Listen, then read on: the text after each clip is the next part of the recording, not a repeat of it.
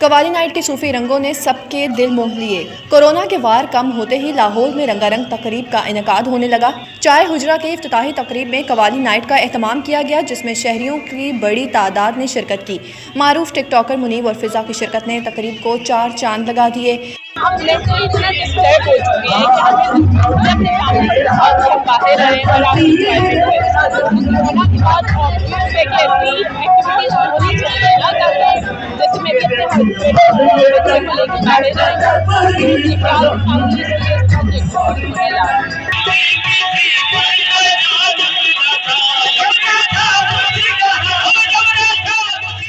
Event manager सना आगा खान ने कहा कि कवाली नाइट की बदौलत कोरोना से घबराए शहरियों को खुशगवार माहौल में कुछ वक्त गुजारने को मिला है।